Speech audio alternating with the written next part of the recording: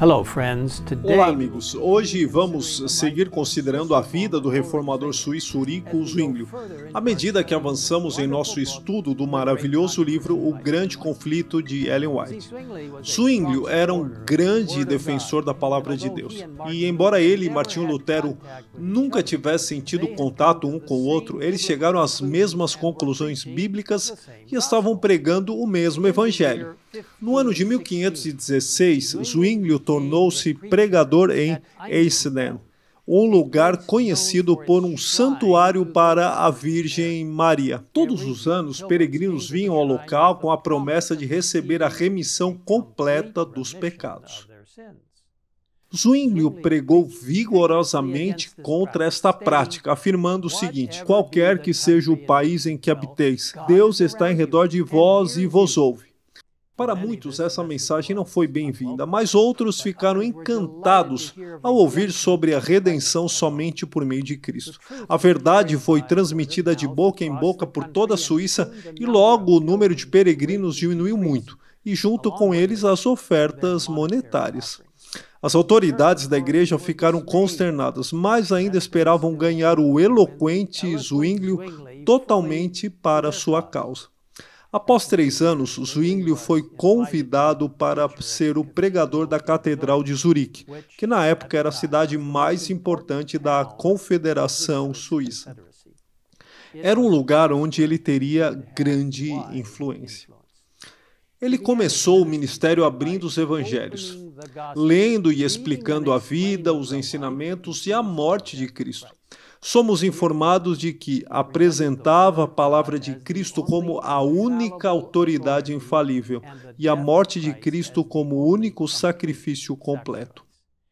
Muitas pessoas de todas as classes se reuniram para ouvi-lo, mas os monges começaram a impedir o trabalho e condenar os ensinamentos de Zwinglio. À medida que os ensinamentos de Lutero avançavam na Alemanha e além, e os ensinamentos de Zwinglio na Suíça, a venda de indulgências era impulsionada por Roma. Todo pecado tinha seu preço, e aos homens se concedia livre permissão para o crime, contanto que o tesouro da igreja se conservasse cheio. Destarte, ambos os movimentos prosseguiram, um oferecendo o perdão do pecado por dinheiro e o outro mediante Cristo. Zwinglio pregou zelosamente contra a venda de indulgências, e logo os frades que tentavam vendê-las tiveram que deixar a Suíça. Tal foi o efeito da pregação de Zwinglio. No ano de 1519, uma terrível praga conhecida como a Grande Morte ou a Peste Negra assolava a Europa, incluindo a Suíça. Zwinglio ficou muito doente, mas Deus o ressuscitou e ele voltou a pregar com poder. Ele continuou estudando a palavra de Deus e chegaram a uma compreensão mais clara de suas verdades, e havia mais completamente experimentado em si seu poder renovador. A queda do homem e o plano da redenção eram os assuntos de que ele se ocupava. Contudo, ensinava claramente que os homens não estão, por causa da graça de Cristo, livres para continuar no pecado. Onde quer que haja fé em Deus, ali Deus está. E onde quer que Deus habite, ali se desperta um zelo que insta com os homens e os impele às boas obras.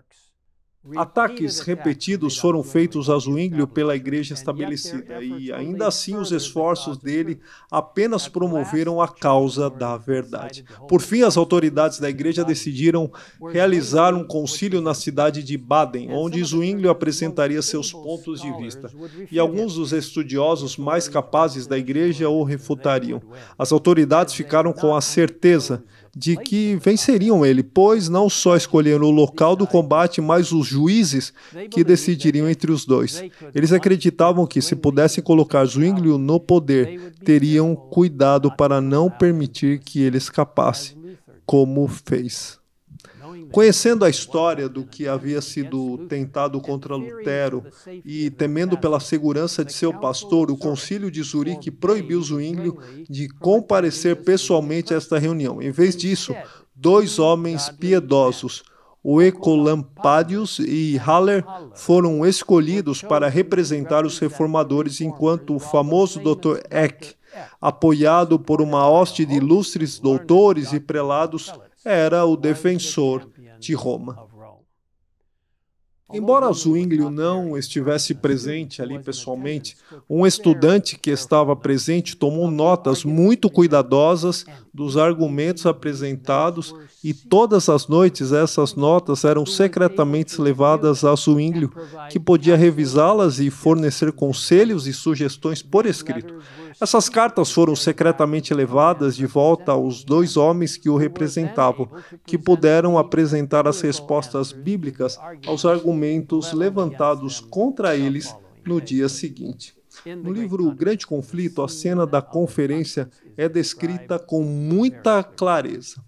Eck altivamente subiu a um púlpito esplendidamente ornamentado, enquanto o humilde Oecolampadius, mediocremente vestido, foi obrigado a tomar assento defronte de seu oponente, em um banco tosco.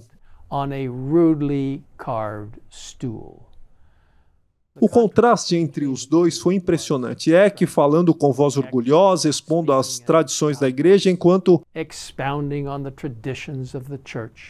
Oecolampadius declarou: "Não reconheço outra norma para julgar a não ser a palavra de Deus." A discussão continuou por 18 dias. No final, os papistas, com grande confiança, reivindicaram a vitória. No entanto, os frutos mostraram os resultados reais. A disputa tornou-se um forte impulso para a reforma. E não muito tempo depois, as importantes cidades de Berna e Basileia declararam que estavam do lado da reforma. Amigos, no final, a verdade de Deus sempre vence. Não importa como as circunstâncias atuais pareçam, podemos ter certeza de que a palavra de Deus é confiável e verdadeira. Ela nos revela a verdade sobre Deus e seu caminho para a salvação.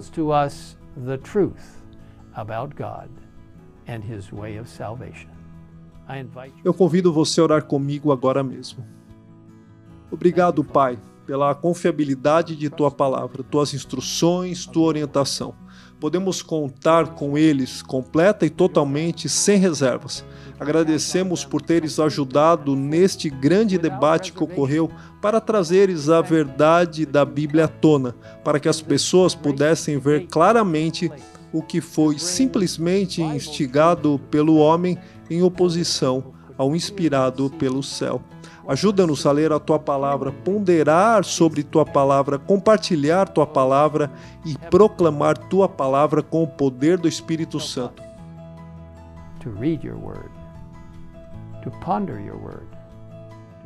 Assim como os reformadores fizeram no passado.